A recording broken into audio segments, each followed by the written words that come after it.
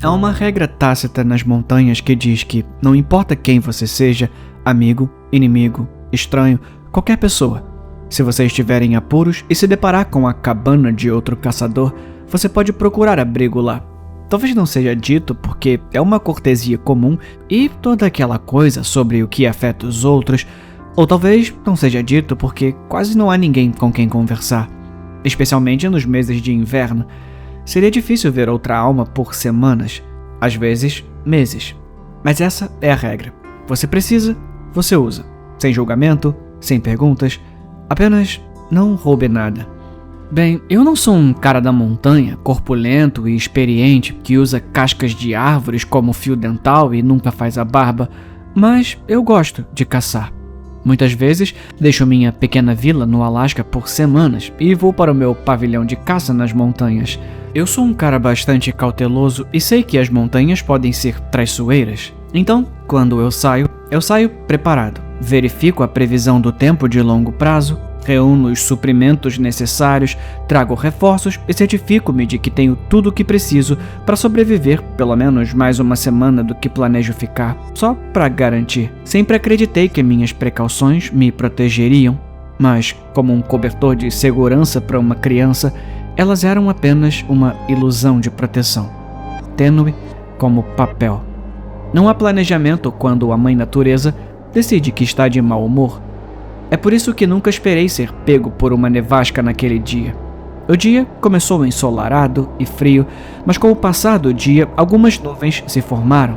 No momento em que elas se acumularam em uma pesada cobertura de nuvens, eu já estava voltando para minha cabana com algumas lebres penduradas nos ombros. Eu as chamei de jantar e café da manhã.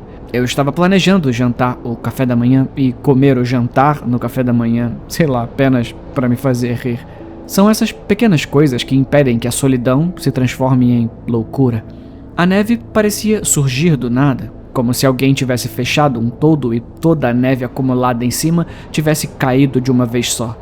Exceto que não foi um único maremoto de neve, foi um ataque implacável e interminável seguido. Da última vez que verifiquei, os boletins meteorológicos não mencionavam nevasca, mas era por uma nevasca que eu me vi passando. Ficou muito escuro e muito rápido, e eu me culpei por ter deixado minha lanterna no meu alojamento. Eu tinha planejado voltar para casa muito antes do anoitecer, então não achei que precisava disso. Eu estava muito enganado. A neve formigava dolorosamente ao atingir os meus olhos. Eu apertei as pálpebras quase todo o caminho para evitar que aquelas coisas abaixo de zero me esfaqueassem até ficar cego. O vento uivava enquanto rajadas cortavam minhas roupas e chegavam até os meus ossos. Eu mal conseguia ver 2 metros à minha frente e não conseguia ver os 2 pés abaixo de mim enquanto eles afundavam em um cobertor branco cada vez maior. Não tenho certeza de quando percebi que estava perdido. Em algum momento, eu sabia que deveria ter chegado à minha cabana, mas tudo o que vi foi branco, com algumas lascas de cinza balançando na brisa forte. As lebres na minha nuca ficaram rígidas e batiam contra mim a cada sopro de ar e a cada passo desajeitado e estrondoso. Eu estava ficando sem energia, sem ideias e começando a entrar em pânico. Eu poderia ter girado centenas de vezes numa cadeira de computador e me sentido menos desorientado do que naquele desmaio. E então entrei direto em uma cabana, literalmente caindo. Estava tão escuro e a neve tão pesada que não consegui ver a estrutura até tropeçar nela de cara. Coloquei as mãos contra a fachada de madeira para não perdê-la na tempestade e dei uma volta até encontrar uma porta. Eu não estava apenas em apuros. Isso era vida ou morte. No caso improvável de alguém estar lá dentro, bati na porta e esperei uma resposta. Através do vento uivante, eu poderia jurar que ouvi "entre". Quando abri a porta e entrei, uma pequena avalanche de neve caiu comigo. Não me incomodei em tentar chutá-la enquanto lutava contra o vento para fechar a porta atrás de mim. O alívio foi instantâneo. Sem o ar me chicoteando, eu colocaria um ponto final no cronômetro até minha morte congelante. "Obrigado", eu sussurrei. Virei-me para o interior da cabana e tentei me orientar, mas tudo o que vi foi escuridão, o que significava que não tinha como avaliar o tamanho da cabana.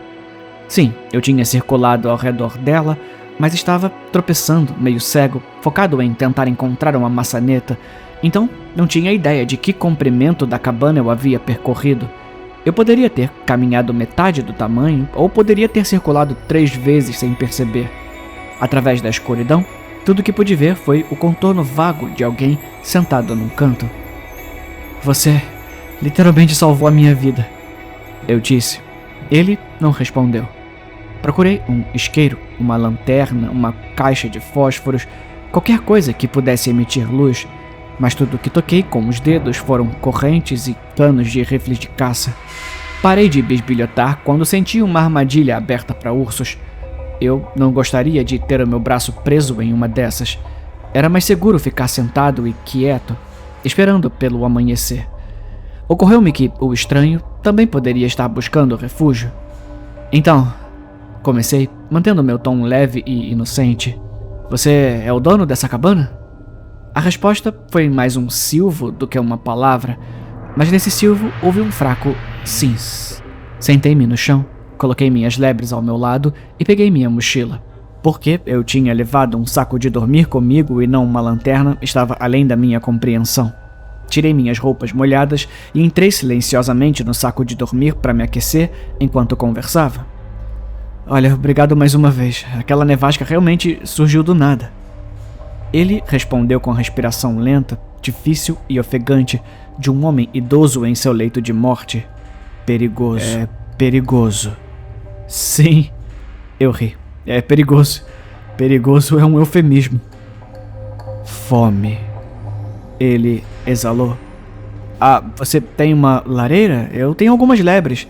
Eu posso cozinhá-las. É o mínimo que eu posso fazer para agradecer. Eu ofereci.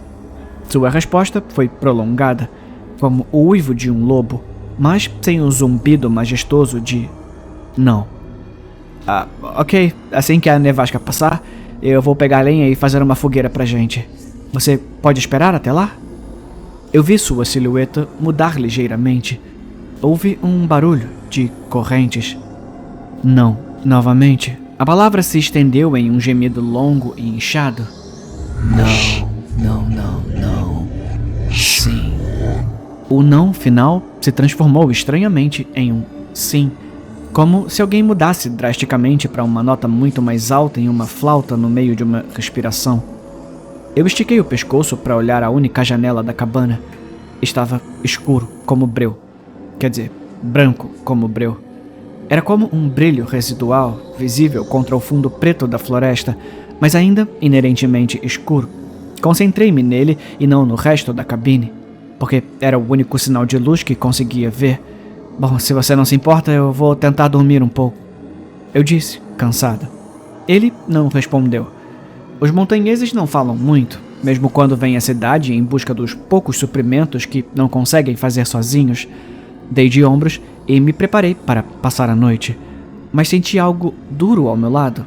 Suspirando, joguei minhas lebres um pouco mais para trás e fiquei confortável.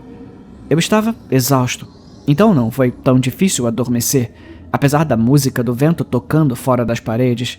Eu me abracei em meu saco de dormir e adormeci. Fui acordado por um som diferente, um estalo estranho que me fez levantar da cama, acreditando que o teto estava prestes a desabar sob o peso da neve. Eu me preparei, mas quando o som voltou, percebi que não estava acima de mim, mas sim bem perto dos meus pertences. A silhueta havia sumido do canto e eu podia ouvir sua respiração profunda e rouca acompanhando o barulho. O que diabo você está fazendo? Eu o agarrei. Ele recuou para o seu canto com um barulho de correntes. Minha adrenalina estava aumentando e eu nem sabia por quê. Algo no estranho me deixou quase em pânico. Meus instintos me diziam para ir embora, mas eu não tinha dinheiro para isso. O que quer que esse cara estivesse fazendo, eu estava mais seguro com ele do que lá fora, na nevasca. Peguei minha mochila e me apoiei na parede, sentado, olhando para a silhueta, esperando que ele fizesse algum movimento. Mantive-me acordado e alerta, nunca desviando o olhar, mesmo enquanto o vento uivante diminuía lentamente de força. 1 ou 2 vezes, senti minha cabeça começar a cair e meus olhos começarem a fechar. Mas toda vez que eu escorregava, o leve barulho das correntes me trazia de volta à consciência. À medida que a nevasca passou e o sol nasceu lentamente, a luz começou a penetrar na cabine. A cena era filtrada em pequenos incrementos com cada camada descoberta pelo sol, como uma impressora cuspindo lentamente a imagem completa, uma linha de cada vez. Eu não estava em uma cabana. Era um grande galpão de suprimentos com cerca de 3 a 3,5 metros de comprimento e uns 2,5 de largura. Não havia lareira, o que faz sentido para um galpão de suprimentos. Havia ferramentas, armadilhas e rifles alinhados em todas as paredes. A silhueta, no canto, lentamente deixou de ser uma silhueta e passou a ser uma pessoa distinta. Magro. Não, completamente magro. Pálido, ou melhor, praticamente um fantasma branco. Um homem. Não um homem. Um cadáver. Cadáver. Ele estava morto. Não, merda. Eu estava morto. Eu morri durante a noite. Morto. Eu estava morto há muito tempo. Há muito tempo morto. O corpo estava todo enrugado e mumificado. Essa é a palavra certa para isso.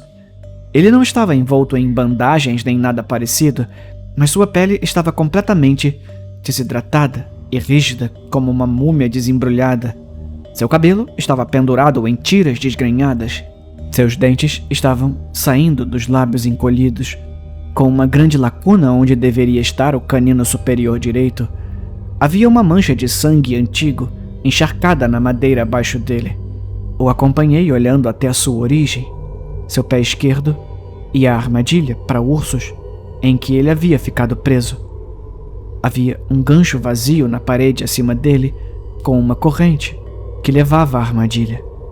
Foi tempo suficiente para ele se movimentar, mas não o suficiente para alcançar a porta da frente ou a serra pendurada acima dele. Meu melhor palpite era que a armadilha caiu sozinha enquanto ele estava fora e, em algum momento, ele fez uma busca de suprimentos do escuro e foi atingido do nada em sua própria armadilha. Ele provavelmente morreu de sede ou algo assim. Olha, eu tô dizendo, ele não respirava, não se movia. Ele estava morto como um prego e já fazia algum tempo. Eu fiquei ali, sentado, pensando que tinha delirado na noite anterior. O cansaço, a desidratação, a desorientação causada pela nevasca, tudo isso me fez imaginar a voz dele. Aqueles sons lentos e sibilantes que pensei serem respostas eram apenas o vento lá fora.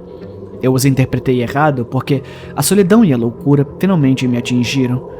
Os elementos conspiraram contra mim para criar uma pessoa viva a partir de alguém que definitivamente não estava vivo. Era uma explicação boa e lógica, e eu gostaria de poder dizer que era a verdade. Exceto que não fui eu quem arrancou a cabeça da lebre. Não foi o meu dente canino que encontrei no chão ao meu lado. Minhas unhas secas, sujas e parecidas com madeira não são as que estão presas do lado de fora do meu saco de dormir.